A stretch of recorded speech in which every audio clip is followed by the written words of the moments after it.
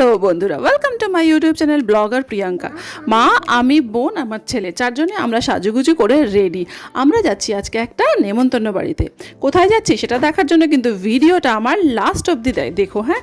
আর আমার চ্যানেলটা যদি ভালো লাগে তো লাইক, শেয়ার, সাবস্ক্রাইব করে দিও। ট্রেনটা আমরা না পেতে পেয়েছি জানো, একদম শেষ মুহূর্তে। যাক বাবা, ট্রেনে উঠে গেলাম। এই যে ট্রেন চলতে শুরু করেছে, আমাদের দেখো সেলফিও তোলা হয়ে গেল।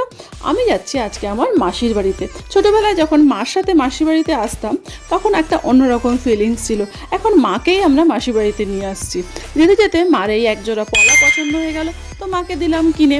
দেখো, নিজের পয়সায় মা বাবাকে যখন কিছু কিনে দেবে না, তখন একটা আলাদাই আনন্দ আসবে। তাই প্রত্যেকটা মেয়েরই কিন্তু যে কোনো একটা অর্থনৈতিক স্বাবলম্বী হওয়া খুবই দরকার।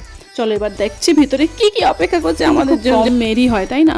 সে তোমরা যাই বলো, স্ত্রৈন্য বলো আর যাই বলো, বউকে যদি একটু যত্ন করে তাহলে কিন্তু সেই সংসারটা খুব সুন্দর হয়, সুখের হয়।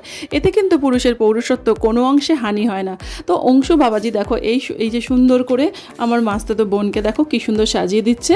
আর আমরা এই খুকুমণি আলতার অ্যাডটা আমি আবার দিয়ে দিলাম। ছোটোবেলা থেকেই দেখে আসছি খুকুমণি আলতা আর সিঁদুর। তো এই আলতা দিয়েই ওকে সুন্দর করে ওর হাজব্যান্ড সাজিয়ে দিল। ওকে দেওয়া হবে আজকে স্বাদ। শরীরটা ওর একদম ভালো না, কিন্তু কি করা যাবে, অকেশন, ওকে তো একটু মানে অ্যাক্টিভ থাকতেই হবে।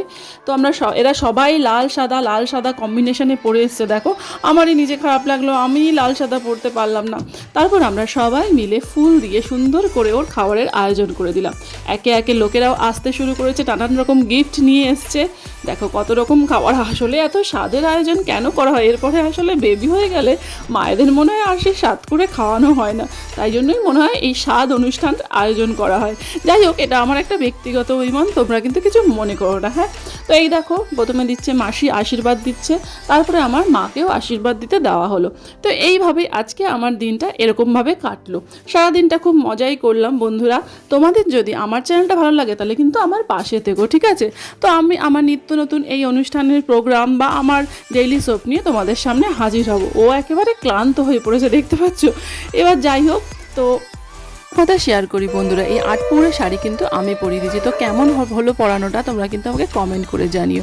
ও একেবারে ক্লান্ত হয়ে পড়েছে। আর পাশে দেখছো আমার ছেলে বসে পড়েছে, দুষ্টুমির ওর শেষ নেই, একটার পর একটা বায়না রয়েছে।